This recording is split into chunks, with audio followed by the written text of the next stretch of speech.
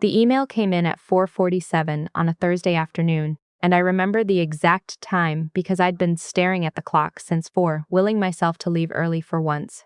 Congratulations. The committee has voted unanimously to offer you the position of Senior Project Manager, effective the 1st of next month. Please see HR at your earliest convenience. I read it 3 times. Then I sat back in my chair and just breathed. 12 years. I'd been in construction project coordination for 12 years, starting as an admin assistant straight out of Carleton, eating lunch at my desk, taking every certification course the company offered, driving 2 hours each way to a job site in Barrie when no one else wanted to. 12 years of that, and now this. I called my husband on the way to the parking garage. "Hey, you almost home?" he said. I could hear the game in the background. Hockey. It was always hockey. "I got the promotion," I said. "The senior PM role, they just sent the offer." Pause. "Oh, yeah, that's good, that's good. Not that's amazing or I'm so proud of you or even a simple congratulations. That's good. The way you'd say it about a parking spot or a coupon at the grocery store." "I thought maybe we could go out tonight," I said. "Celebrate a little." "I ordered wings already. They're on their way." I sat in my car in the parking garage for 10 minutes before I started driving. The concrete around me smelled like exhaust, and I told myself it didn't matter, that he was just tired, that I was reading too much into it. I'd been telling myself that for a while. His name was my husband, and we'd been married for 6 years. We met when I was 26 and he was 31, both of us, at a friend's backyard barbecue in Canada, standing near the cooler because that's where the only shade was. He was funny back then, sharp and easy to be around. He'd moved to Ottawa from Cape Breton for work, and he had this way of making everything feel like an adventure, even going to Canadian Tire on a Saturday morning. I loved that about him. I loved him. But something had shifted in the last 2 years, or maybe it had been shifting longer than that, and I'd only recently started to see it clearly.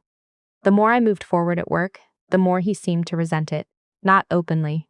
He never said "I don't want you to succeed," but in the way he'd go quiet when I talked about a project, or change the subject when I mentioned a raise, or say things like, "Must be nice, being the boss," in a tone that wasn't quite a compliment. I came home to find him on the couch with the wings and a beer. He didn't look up when I came in. "Wings are in the kitchen," he said. I changed out of my work clothes. I ate wings alone at the kitchen table. We watched the second period of the game in silence and went to bed without really talking. That was the night I got the best news of my professional career. The weeks that followed were quieter in ways I couldn't fully explain to anyone. My colleagues took me for lunch. My manager gave me a card signed by the whole team. My mom cried a little when I called her. At home, it was like it hadn't happened. My husband never once asked about the new role, what it involved, how I was feeling about it. When I brought it up myself, he'd say something vague like sure, and move on. Then his mother called. She lived in Truro, Nova Scotia. We'd always been civil, she and I, but never exactly warm. She had opinions about how her son should live that didn't always line up with how he actually lived, and I'd always been aware that I didn't fully fit her picture of what a daughter-in-law should look like. Too independent, I think. Too focused on work. I wasn't home for the call. He told me about it over dinner, or rather, he told me about the outcome of it. "My mom and my sister need a place to stay for a while," he said. "Things fell apart with my sister's apartment situation. My mom's lease is up. It makes sense for them to come here." I looked at him. We had a 3-bedroom semi-detached in Centertown, not huge but comfortable for 2 people. "For how long?" I asked. "I don't know. A few months probably. You've already told them yes." He didn't answer, which was its own answer. "My husband," I said carefully. "I would have liked to be part of that conversation. It's my family," he said. "They need help. It's also my home." He shrugged. Actually shrugged like I'd raised a minor logistical concern, rather than the fact that he'd made a decision about our shared living space without asking me. And then he said the thing that I think about even now, the thing I keep coming back to. "You're barely here anyway," he said. "You're always working. This'll give you less to deal with at home." I didn't sleep well that night. His mother and sister arrived on a Saturday in October. I'd spent the 2 weeks between that dinner and their arrival, trying to have a real conversation with my husband, trying to understand what he actually wanted, what he thought this arrangement would look like. Every time I tried, he either deflected or got defensive, or told me I was being unwelcoming to his family. I made up the spare room. I cleared space in the bathroom. I bought extra groceries. I did all of this because I was trying. because I still believed that marriages required compromise, and because I genuinely didn't want to be the person who turned away family in need. But from the moment they walked through the door, something was wrong. His mother brought her own opinions about the house. The throw pillows were in the wrong place. The kitchen wasn't organized efficiently. The way I loaded the dishwasher was apparently incorrect, she said. All of this pleasantly conversationally, as though she were simply sharing observations, but it was relentless. By the end of the first week, I felt like a guest in my own home. His sister was 24 and had never really held a job for longer than a few months at a time. She slept until noon. She left dishes in the sink. She borrowed my things without asking, my umbrella, my travel mug, once my actual winter coat, and she and my husband watched television until 2 in the morning, laughing at things I wasn't in on. I went to bed alone most nights.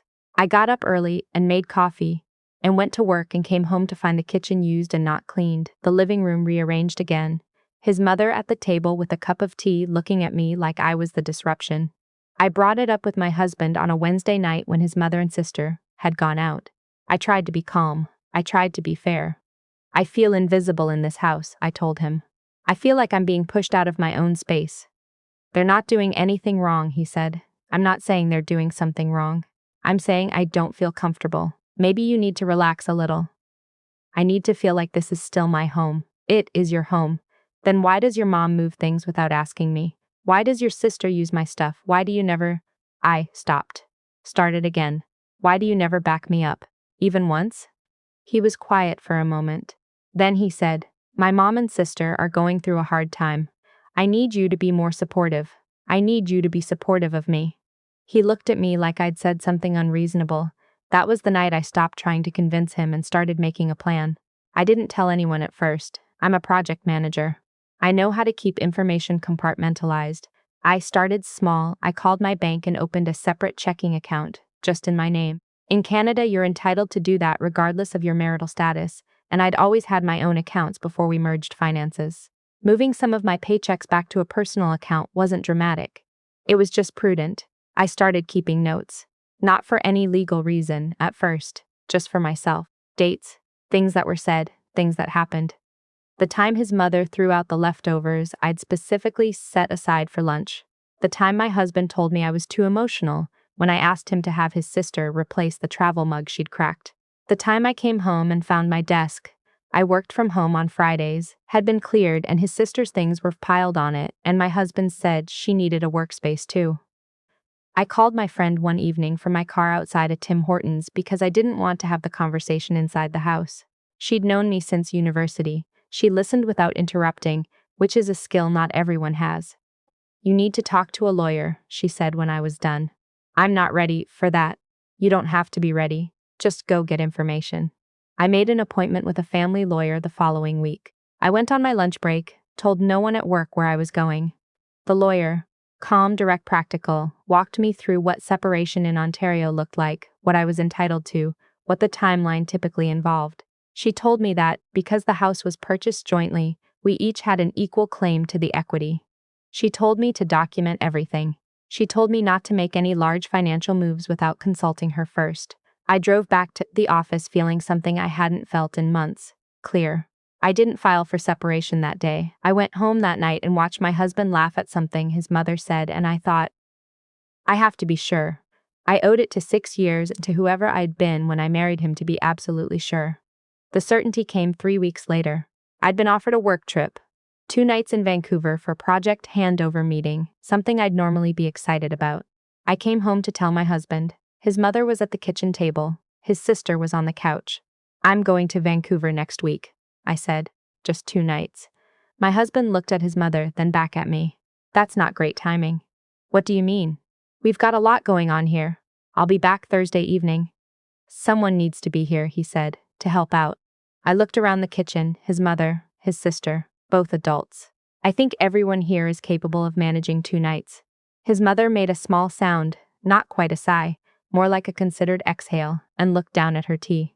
It would be nice, my husband said, if you thought about the family first sometimes. The family. As though they were the family and I was staff. I went to Vancouver. I needed those 2 days away to remember who I was. I walked along the seawall at 6 in the morning before my meetings.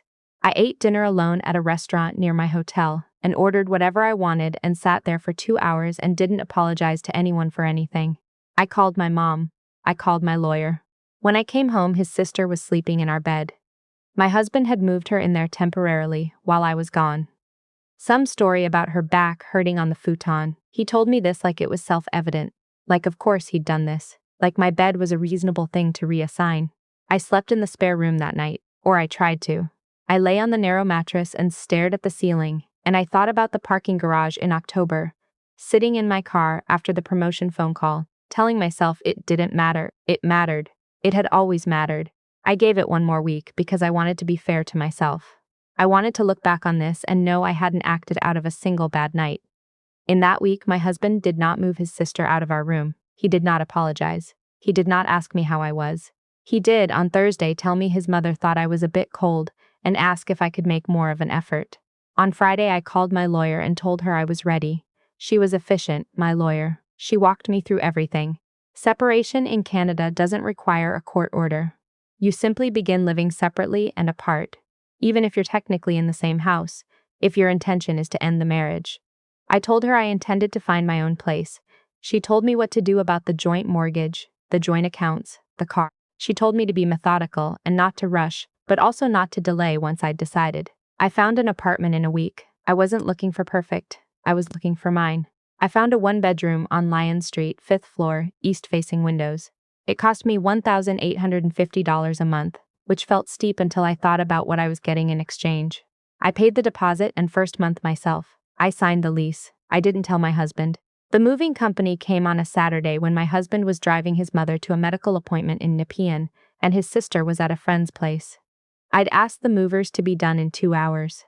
They finished in 90 minutes. I took what was mine: my clothes, my desk, my grandmother's dining set, the kitchen things I'd brought into the marriage, my files, my books. I left everything else exactly where it was. I even made the bed.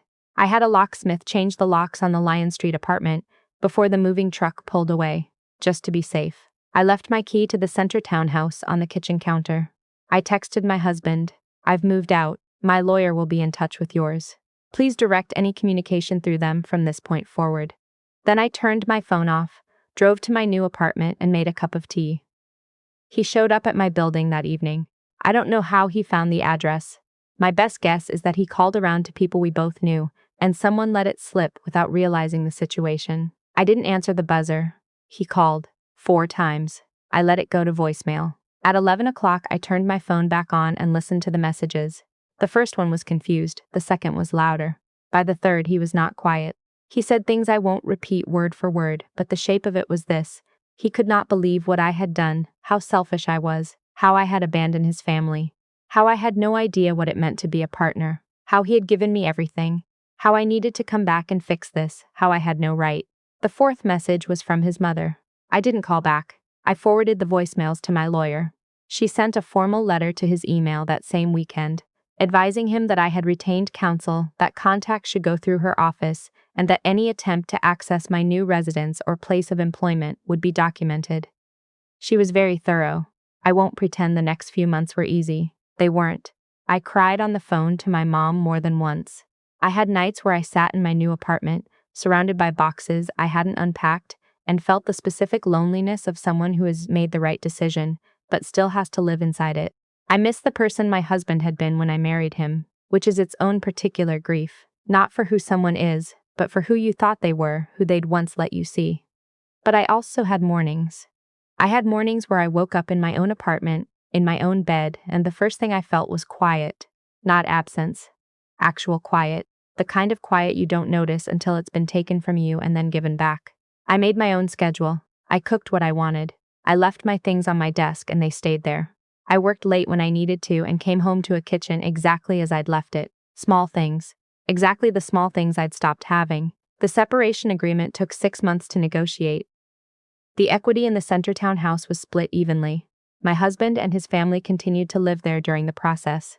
My lawyer recommended I not contest possession given that I'd already established my own residence and had no interest in returning. I agreed. The house was sold 14 months after I moved out. My share of the proceeds helped pay off my car and gave me a down payment fund. My husband made one attempt, through his own lawyer, to argue that I had made disproportionate financial contributions to the household and should therefore receive a larger share of any joint debt. My lawyer addressed that efficiently. I'll leave it at that. I still work at the same company. Senior project manager. I took on 2 major infrastructure contracts in my first year in the role, both of which came in on time and under budget, which in this industry is not nothing. My manager has already mentioned the next tier up. I don't know if I want it yet. I'm still getting used to wanting things for myself without immediately wondering how someone else will feel about it. My friend came and helped me finally unpack the last box 6 months after the move.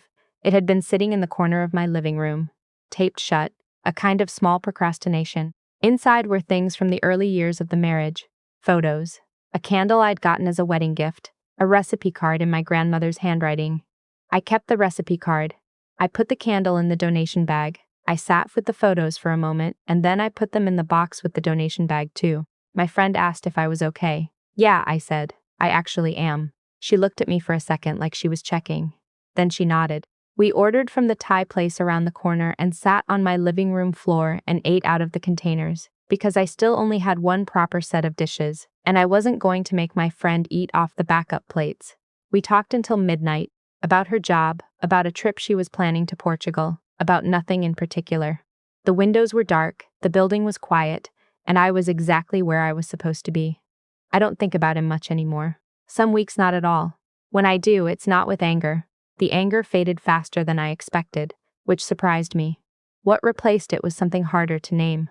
A kind of clarity, maybe, about what I want a partnership to actually look like, about the difference between someone who is proud of you and someone who merely tolerates your success, about the fact that love is not supposed to make you smaller.